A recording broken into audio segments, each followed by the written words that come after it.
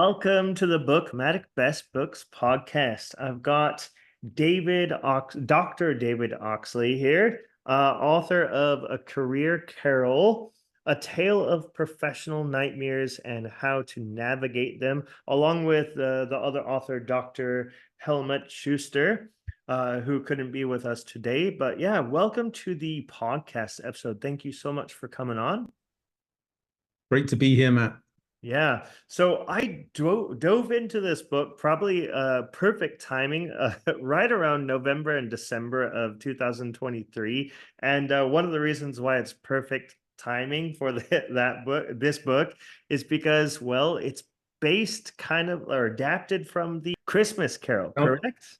Charles Dickens' Christmas Carol, yes. Yeah. So I felt like that was, I was reading it at a perfect time. And that's what made me enjoy your book so much, is like that fable style writing, along with part two of the book, which dives into like practical explanations of what you covered in the fable part. So could you tell us, like, introduce yourself, a little bit about who you are, and a bit about your book as well? Yeah, absolutely. So, as you've already said, I'm David Oxley, one half of the Schuster-Oxley writing collaboration. I like to joke that I bring the fish and chips, where Dr. Schuster brings the fried schnitzel, to the extent that that makes sense. So we had worked together and collaborated on a number of things over the years. And one of the things that we had aspired to do beyond the academic writing that we had both done as part of our doctoral studies was to write something that we thought that would be different for a business audience that was underserved. And the conversation that we kept coming back to over the space of the last 4 or 5 years was a lot of the people entering the workforce right now, over the space of the last 4 or 5 years. Particularly, the origin of the book was sort of in the grips of the pandemic, with people coming to terms with what they wanted their careers to be, what they thought the role of work should play in their lives. And we just felt that there was something to be written that was helpful, constructive, not judgmental, but trying to help people find a path through whatever struggles they were struggling with. And we wanted to do it in a different way. So one of the challenges that we set ourselves was, well, how do we write something that is kind of light and interesting and engaging, and encourages people to sort of reflect on what they're doing with their careers, and whether they're being purposeful, whether they're being clear about, are they getting sort of blown along down a path which is somewhat unintended or unintentional, or whether it's something that's more conscious. But we wanted, as I say, we wanted to do it in a light way. And so one of the things we talked about was, well, how can we sort of appeal to the left and the right side of the brain? How can we appeal to the sort of feeling, emotions, story side of what we enjoy to read, and then augment that with some practical lessons, exercises that might be useful for people, and do that in a way that we thought would appeal to the audience that we're looking at, people, sort of young professionals, people that are perhaps in the first 10 years of their career. We'd love to think that the book has wider appeal than that, but specifically, that was the sort of entry point for deciding that we wanted to get into that. True. Yeah, I mean, as a reader of your book, I'm almost 40 now, been working in career for like over 13 years or so. I felt like the book was valuable for me as well, even though I've been working for quite some time. But I do also feel that it's even more appropriate for people going into the workforce, or just beginning the workforce, or maybe even coming to a midlife crisis. Like, maybe making career changes, and you ask lots of questions that are very valid for self-reflection and adaptation, especially in the, as you say, it kind of came out of the pandemic, and now we've got the advent of, what is it called, chat GPT, generative AI, and all that stuff. So I feel like careers are really changing, and your book can really help people to like get a grasp on how they can approach their careers and improve themselves. So Yeah. yeah, so part one of your book focuses on or follows the Fable format, while part two offers the practical advice. So, what inspired you to use this type of storytelling approach? Uh, it's interesting to answer the question. I really in a way that the journey of writing a book is something that feels like something came alive. I find it difficult to translate. You know, if you've written, I think you sort of have a sense of how these things come together. It's kind of like this organic evolution. We had this idea that as I said earlier, that we wanted to appeal to the storytelling. We really felt that in our own experience in working in corporate lives, that it was often more powerful to be able to share an anecdote or a story in which was embedded a lesson, and then have a conversation about that story. So I think that was the genesis of coming up with the fable, which is, well, let's start with a story that we feel is interesting, maybe a little entertaining, funny. The intention was for it to be lighthearted, to try and take some subjects that could be quite dark and depressing in some ways, but try and make them a little more fun, and to try and keep that constructive tone going. Draw people into what we saw as the big career crises that everyone is destined to face over a 40-year career, but do it in a way that would be entertaining. And then when we started to really delve down and say, well, what are the nuggets of advice? What wisdom would you share to someone who has a 40-year career ahead of them? What are the big challenges they're going to overcome? Beyond the transactional stuff, everyone has to try and apply for a job and interview and understand how the rules of the game play. When you work for a new company, there are certain ceremonies in that company that you have to sort of navigate and figure out whether you want to play that game.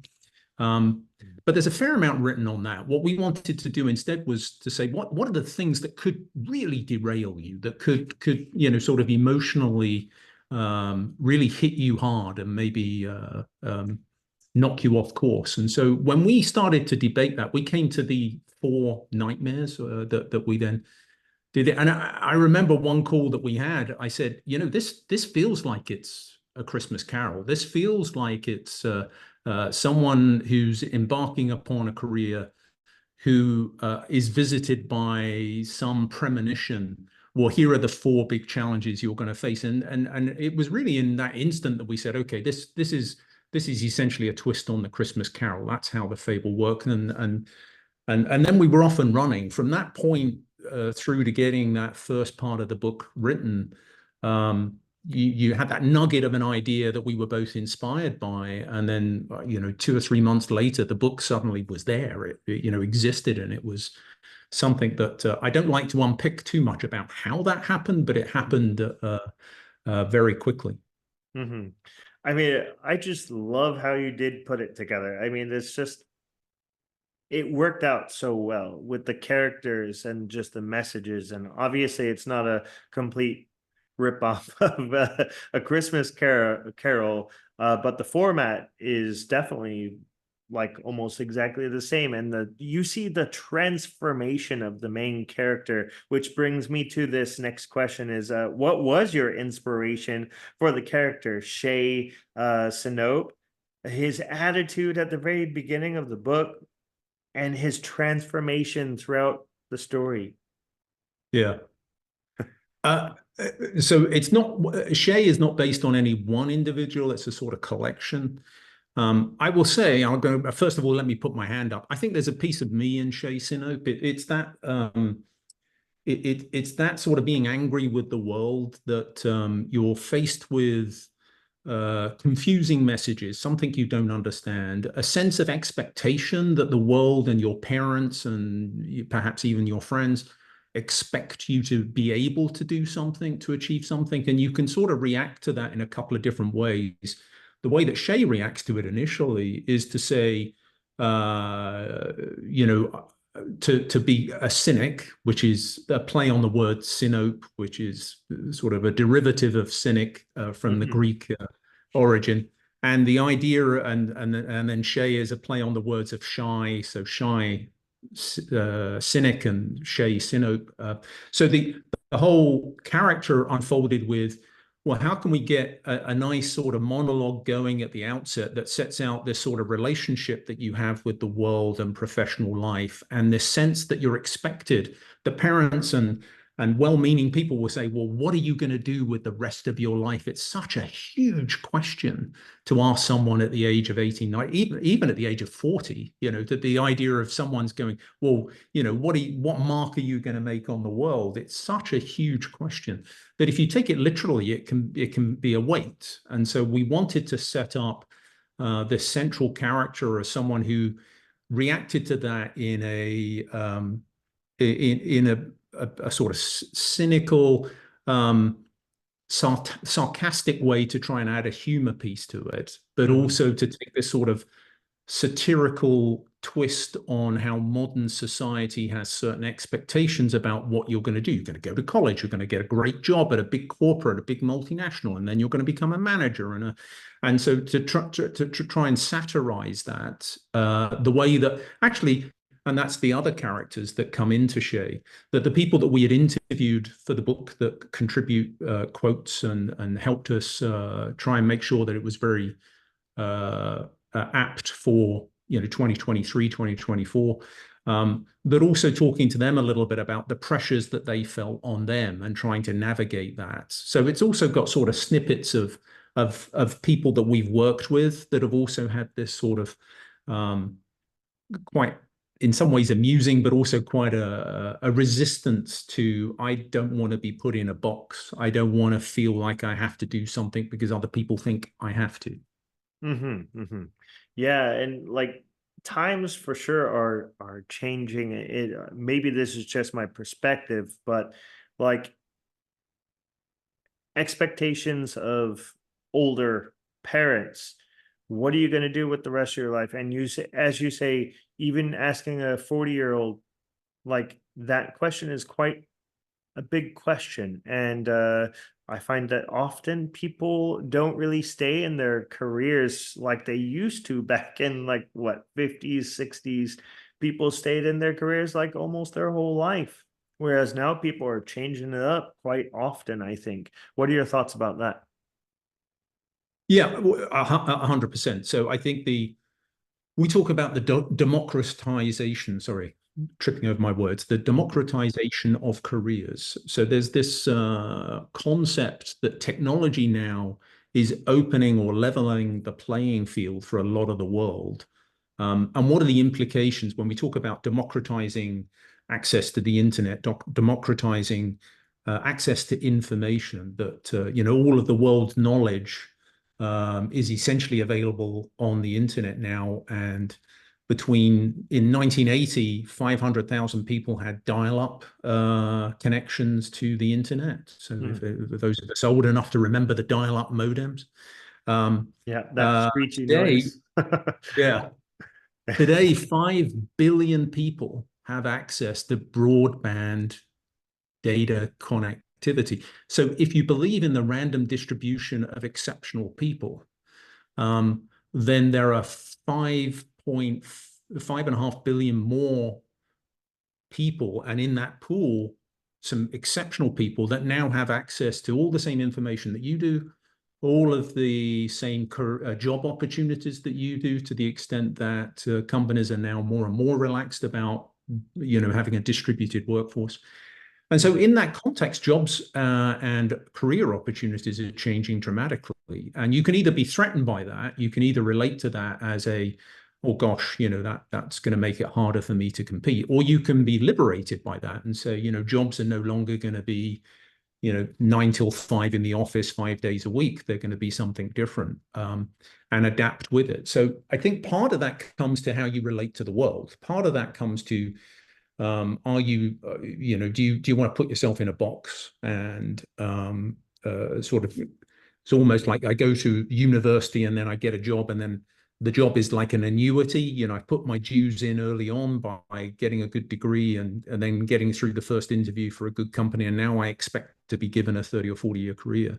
Hmm. Or are you constantly trying to reinvent yourself? And I think a part of that is more intrinsic. It's not, you know, job application tactics. It's really a behavioral outlook of the world. And that's in part how we came at, again, trying to give career advice, thinking about playing the long game rather than playing the short game. Mm-hmm. Yeah, definitely. I mean, in this sense, I think there's a lot of crises that people can experience, younger people, older people. So what are some of the most common career crises people can experience today, and what makes them important to address? Yeah. So we distilled this in the book to four. And I think, you know, again, there's a lot of complexity in our worlds. You know, there's also this adage that today, enjoy today, it will be the slowest day of the rest of your life. But each day will get faster and faster. And there's some truth in that. You know, the clock speed of our lives and the chaos in them seems to be slowly but very irresistibly getting faster. But we try to distill things. You know, when you try and deliver messages, I think in a way trying to keep those central messages simple was important. So we came up with four: the failure to launch, which is this transition essentially from full-time in well, from to some extent, whether it be full-time employment or anything. You know, the idea of making a transition from one way of being to try and make a switch into something else. It's most evident if you're a full-time student in school and then trying to get that first step on the career. So we talk about failure to launch. Then we talk about getting trapped in a gilded cage. And Hmm. the idea there is that in the first, again, this is something that can occur throughout your career, but most often will occur around about age 30, or, you know, somewhere between 30 and 35, where you start to look at life and say, is this all there is? You know, I get a good salary, but I've got bills to pay and I'm trapped by that. So we talk about be careful about the gilded cage. Then we talk about blind faith. Blind faith, we use these headings as a means by which to capture the flavor of what it is we're talking about. But blind faith is this getting replaced or becoming obsolete, of allowing yourself to fall into obsolescence, and particularly relevant at the moment, given the advent of artificial intelligence and all of the vibe about that. But when you look down the list of things that are changing, artificial intelligence is sort of the tip of the iceberg. There are many other things that means that work and jobs are changing. And then finally, committing or being clear about the moral path, where your boundaries are. The danger of corporate life is that you get sort of a death by 1,000 cuts, that people start Hmm.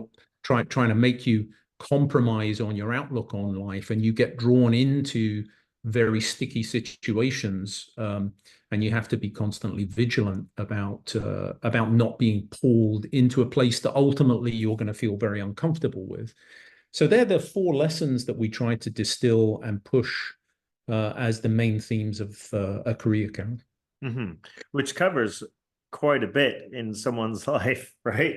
So, yeah, what would be maybe some strategies that you could use to overcome these four areas of crisis? Yeah, so the pervasive one is building your awareness, is being reflective, conscious of who you are, what it is that you're trying to achieve.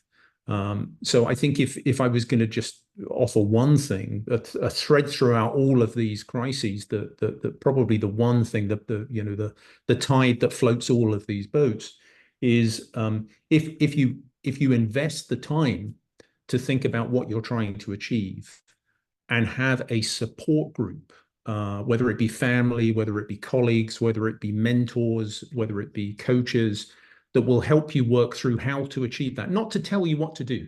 The big distinction I think that we try and make throughout the book is that if you live your life based on acting on what you think other people want you to do, then ultimately that's a road to ruin, or a road to disappointment, or a road to feel unfulfilled. But Mhm. if you have clarity about what you want to achieve, and then you enlist help to try and figure out how to achieve it, and constantly stay relative, if you will, stay restless, then that's the thing that I think to some extent keeps you on an even keel throughout this. But Mhm. if I dig beneath your question and say, for each of the four crises, or that we talk about, nightmares, as we talk about in the book, Mhm. they're slightly different if you want to get down to the sort of tactical level. I think that failure to launch is often about confidence, people not being confident that they know how to do something, and not being able to feel that they can be honest about that, that they can declare, in answer to the question, what are you going to do with the rest of your life? It's an accusatory statement that rather than accept it and try and take it into a more practical, yeah, I'm not sure how to make the next step. It feels very often it elicits the, well, something, you avoid the subject, you try and find an amusing way to sidestep it, or you just feel like maybe you are the problem, that Mhm. you are somehow inadequate. And so that first step is really about confidence. And confidence, really, you build your confidence by building skills, by demonstrating to yourself that you can do things. So we say in that first nightmare, the failure to launch, it's trying to master something. Ultimately, it starts with, what direction do I want to go in? What do I want to try? And even if I don't know, I'm clear that exactly I want to be a doctor, or or a coder for artificial intelligence. But trying to master something, trying to set yourself the goal to try and do an internship, or to maybe continue in an educational footing, or to do something in a sort of gig type environment that increasingly is available on the internet, is, we say in other context, it's extraordinary, the world that we live in, that you don't have to go to do a 4-year degree now in order to get a job. You can do a 12-week coding program online and get a pretty well-paid job at Amazon. Mm. So in that context, the opportunities to build a skill, parlay that into something, and then build from there, will build your confidence. And then ultimately you'll be able to look beyond that first job to something that might really be a calling, what people might say is a calling, or something that's more fulfilling. So I think that's the first one. I could go through the other three and talk about the skills in each of them, but you've sort of read the book. There are a number of exercises that we try and introduce that are very much at the practical, or here's some things to think about, but very constructive, very, you know what, this is doable, but you have to go from the sort of 30,000 feet, what are you going to do with your life question, and then bring it down to, well, what are you going to do today? Mhm. What is the first step? Mhm. Mhm. Yeah, I picture this as, or at least part of this as, like a just a lifelong learning process. Like, you're going through your career, you learn something, you adapt, you grow, and you just continually change. Like, you can't just decide right away. You have to learn about yourself, about the world, about everything around you, and then progress from there. Yeah, I just wanted to add, purpose, the idea of having a purpose in life. There's been a fair amount written on that, and we do talk about purpose in the book. And coming back to, the one overarching fuel that will help you in this sort of marathon, which is a 40-plus-year career. Purpose is very much in that mix. The reason that we haven't really pushed purpose hard is that we felt that, again, trying to say to someone, well, Matt, what's your purpose? Is almost the same as saying, what are you going to do with your life? Mm. Mhm. And it feels accusatory. Well, I don't have one. And I will say quite honestly, at the age of 17 and 18, I don't know that I would have any answer to the word, what is the question, what is my purpose? I sort of found it. I evolved, and to some extent, that was, I think, personally, I feel at least half of us that aren't clear or don't, weren't born with this sense of this is what I'm going to do with my life. You sort of find it as you go, and part of it is trying different things. Part of it is going, perhaps my purpose is nothing more than I want to build a good life for me and my family, and to do that, I need a good job. And you know what? That's okay.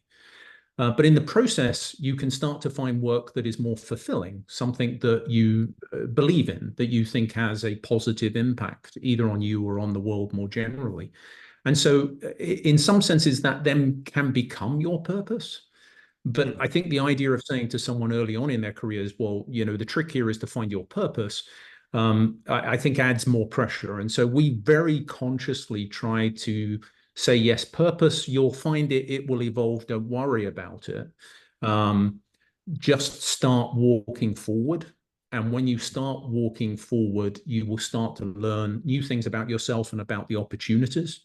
And at some stage, opportunities will emerge that start to feel more engaging and fulfilling for you. I think in a way, we would say the goal with work is to find fulfilling work, but to try and stop short of putting the pressure on people to say, oh, no, follow your passion, follow your purpose, because I think that starts to feel very much like the same judgmental, well, if you haven't found your purpose, then there's something wrong with you. And we absolutely reject that. Mm-hmm. Yeah, totally agreed. It's a totally an exploratory process. I think people need to find it on their own. Cannot just ask out of the blue if someone doesn't know their purpose. And even purpose can change over time, I think. Yeah. So, Yeah. can you touch a little bit on the difference between like the first part and then the second part of the book? Like at the very end of the book, you have some exercises or food for thought. I think you got about 12 or 13 points at the very end of the book where you're offering some points where people can actually go out there and experiment with things like, for example, defining your red lines is, I think, one of those points that you make. So, yeah, could you touch a little bit on that? Yeah, the second part of the book was to some extent playing to the nerdier side of both Helmut and my's background. We're both social scientists by training. We worked in the corporate world. We worked together at BP for many, many years. And so looking at human behavior and looking at how to help people change behaviors is something that we try and take the science and try and make it practical. And as you advise people over the years, you find things that sort of work, exercises that we've distilled over 40 years of giving different people career advice. People come in and say, I want this next promotion. This next promotion means everything to me. And you say, well, what are you prepared to do for that? Well, I'll do anything for that promotion. And then, of course, it leads to bad outcomes because they compromise more important things to get this sort of short-term reward. And then when they get the reward, they realize that it wasn't all that fulfilling. And if anything, it just makes them chase the next one. It's kind of like chasing the next hit, the next dopamine hit.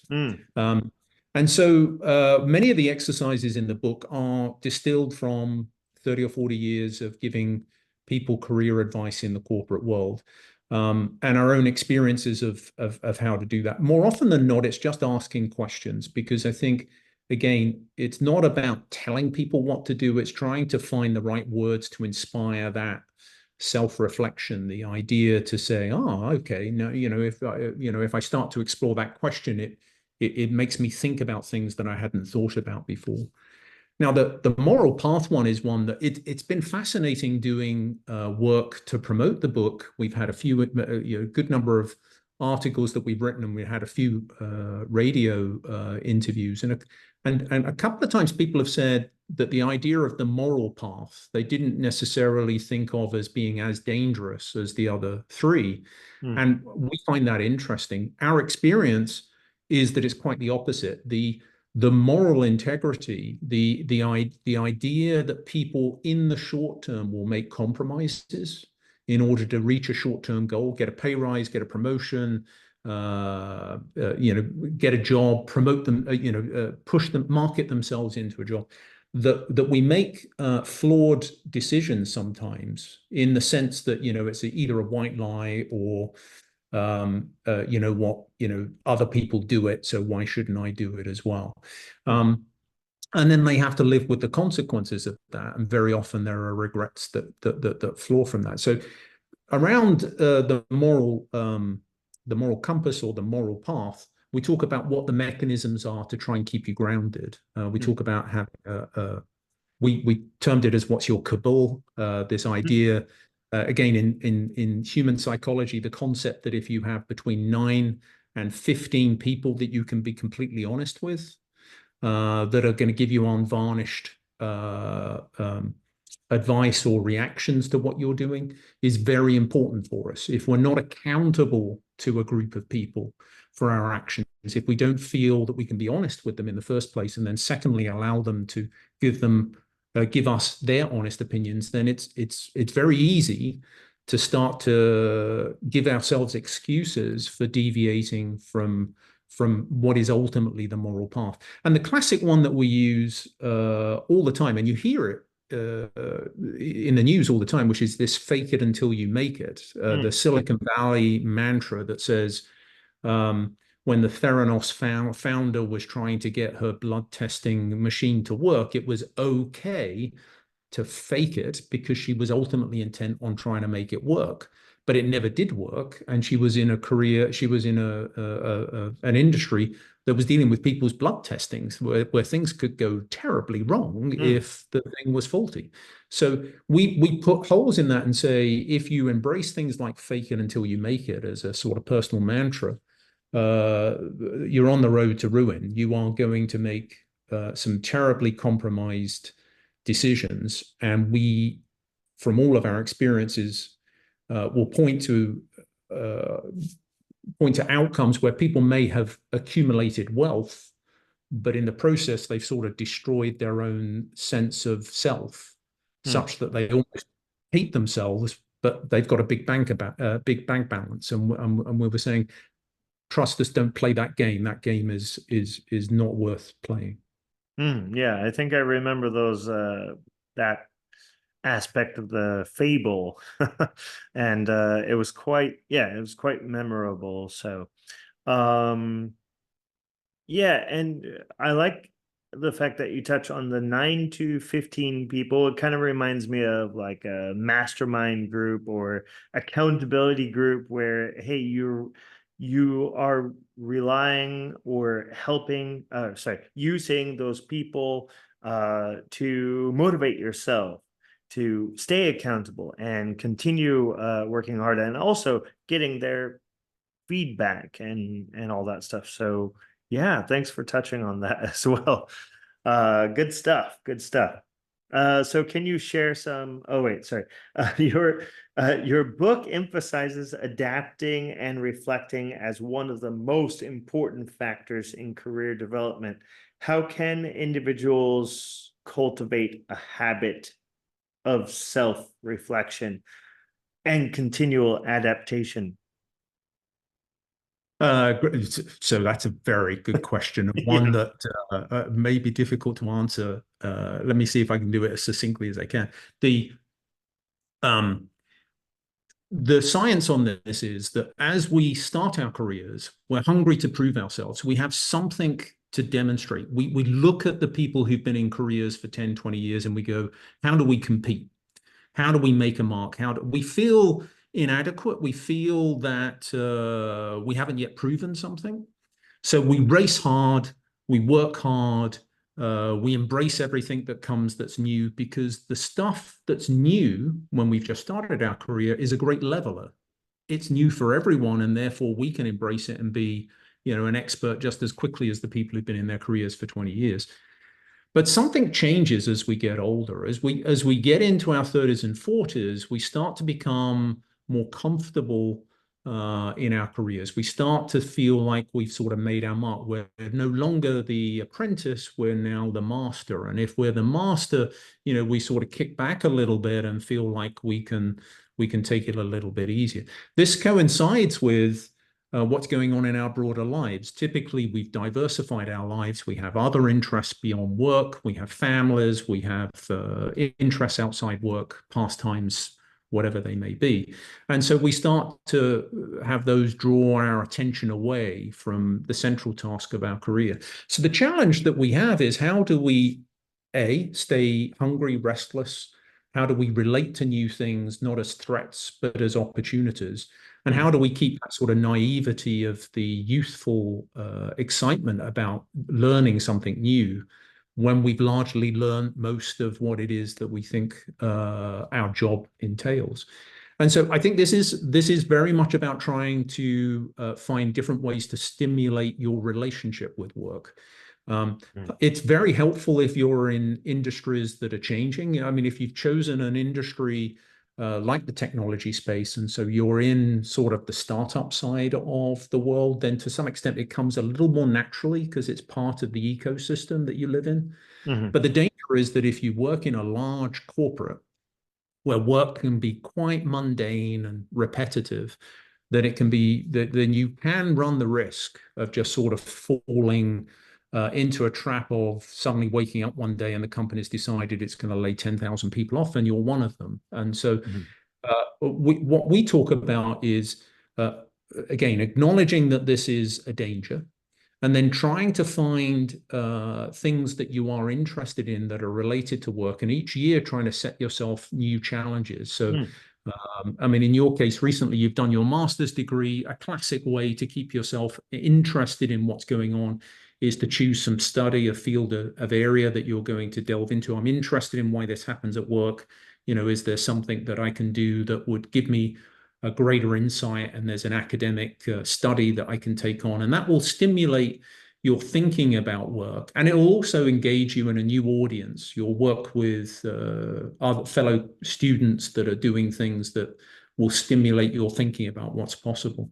The other thing at work is that every year, I guarantee you, there will be an opportunity for you to volunteer or get involved in a new project, something that is that the company is kicking around as an idea. I think you should force yourself at least once a year to volunteer for something like that, to try and get outside your comfort zone, because again, it will create new pathways of thinking about how work is happening and how what your role is in that work. And then finally, I think everyone really has to be a student of what's going on in careers and what's going on in work, whether it be forcing yourself to read a few articles each month, whether it be forcing yourself to subscribe to the BookMattic web and YouTube channels. That's a fantastic stream of information and inspiration. But things like this are really helpful, because if we narrow ourselves down just to reading for pleasure, or narrowing ourselves down just to viewing TV as a form of sort of zoning out from the world, then we are marginalizing ourselves. So we have to try and encourage ourselves to stimulate that thinking.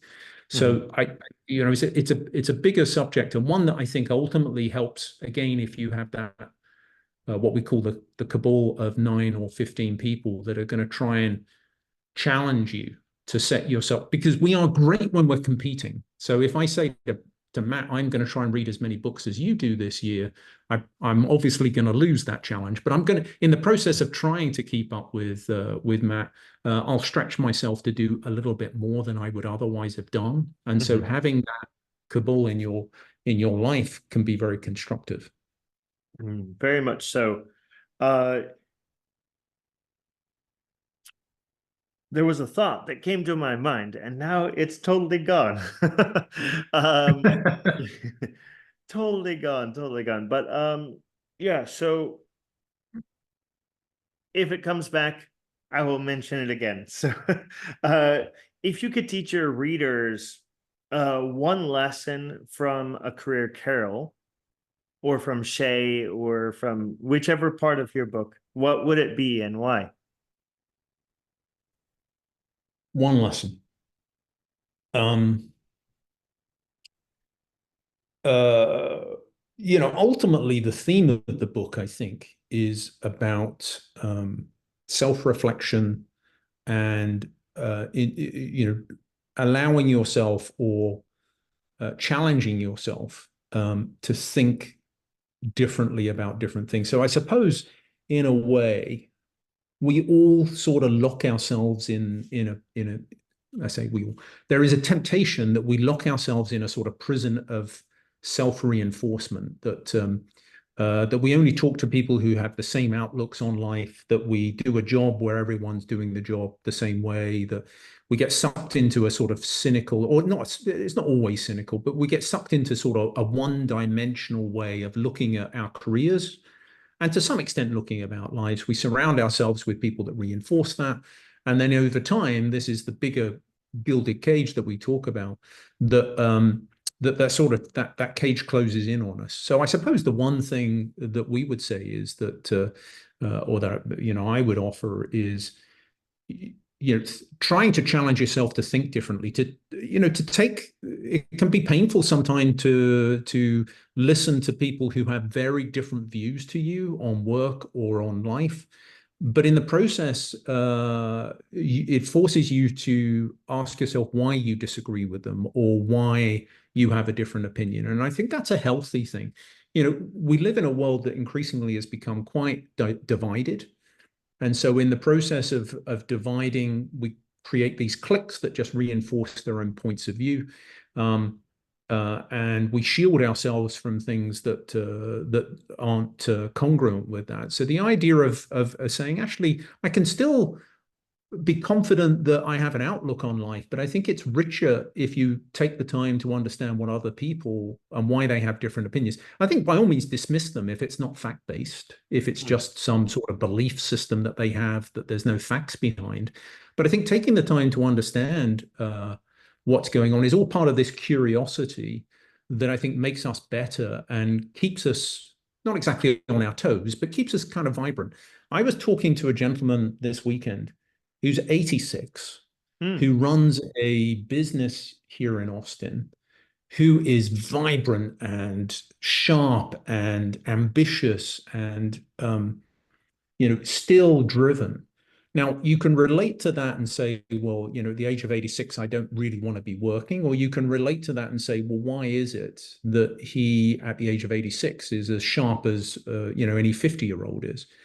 And there's something about his passion for what he's doing, his belief in what he's doing. And I think the thing that fuels people into their later life, and the neuroscientists have found this, you eat berries, particularly raspberries, black raspberries, apparently fantastic antioxidants, and Yeah. sleep well, and keep yourself physically in shape with exercise.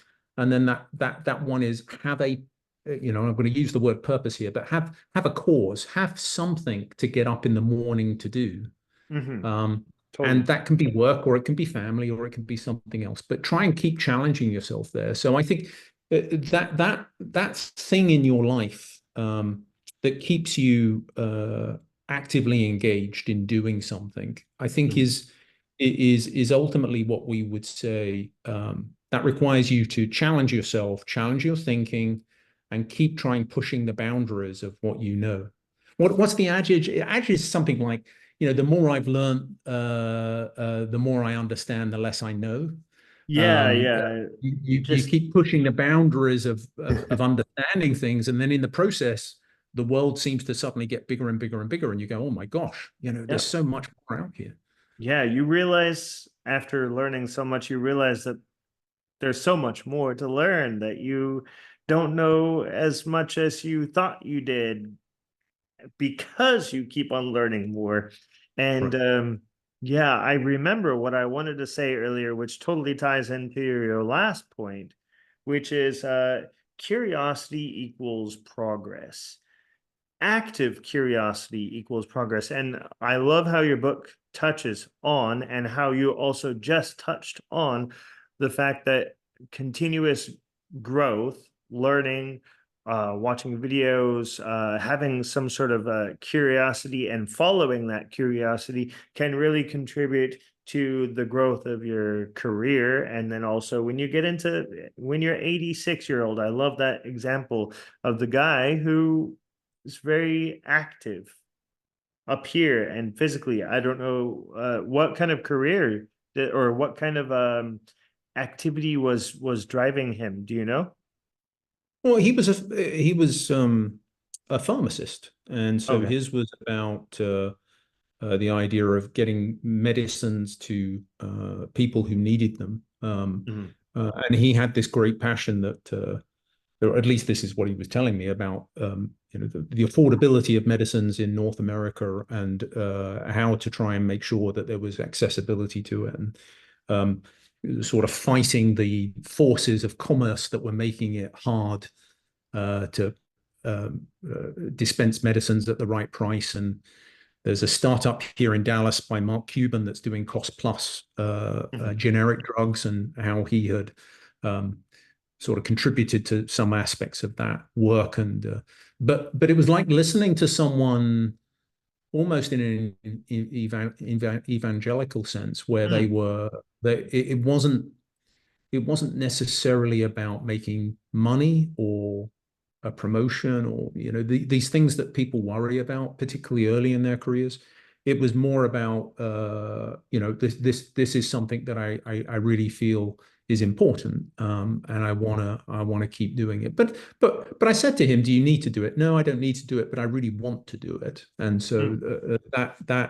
that dividing line, um, I think is great. And what you just said about summing up, um, being able to have that thing in your life, whether it, see, I don't think it has to be work, but I think Mm. Yeah. but that having something that keeps you curious and engaged, that you're striving for, whether it be academically, whether it be the family, or pastime, or some sort of social cause, or work, I think is central to keeping us vibrant long Mhm. into old age.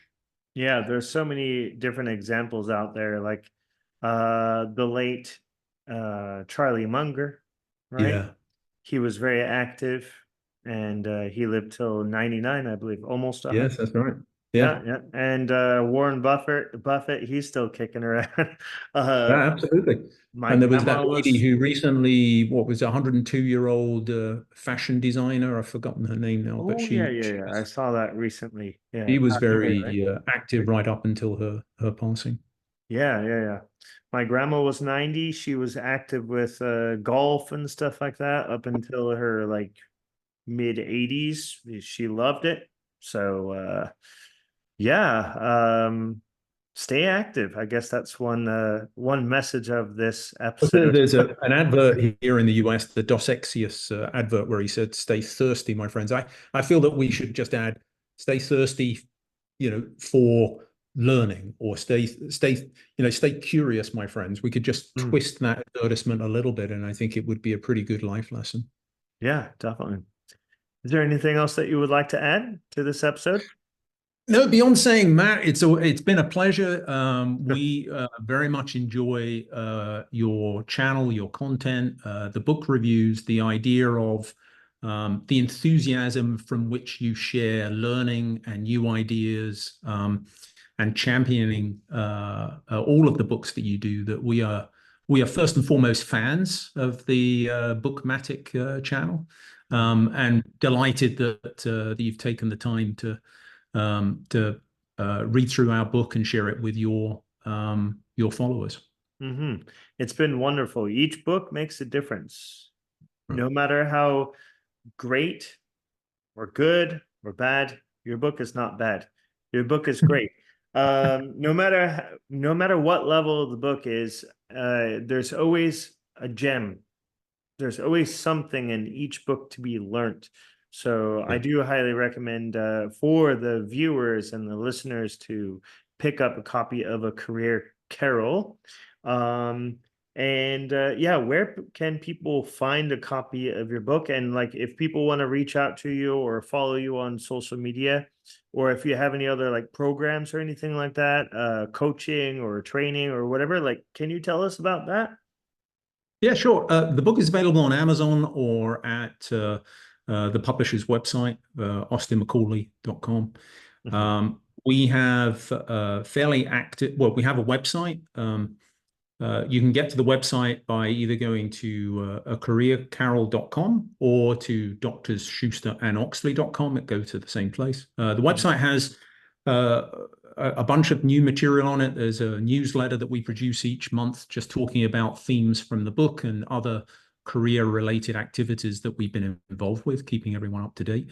It also contains all of the articles that we have published with everyone from Reader's Digest all the way through to Fast Company and a bunch of other media outlets that have been really interested in the subject of careers for the reasons we talked about, the issues about return to work, the issues about the pandemic, and the Gen Z population joining the workplace, and some of the challenges of their different outlook on life.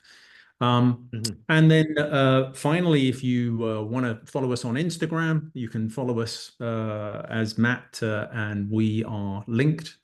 And then, I mean, if you do want to send us an email, you can. You can get it via the website, or you can just send it to info@acareercarol.com, which is our email. Cool. Yeah, I can put all those links and information in the description for this episode. So people, you check it out in the description and click on through, go to the websites, the Instagram, and give them a follow. So yeah, thank you so much for coming on the show. And everyone, I'll see you in the next episode.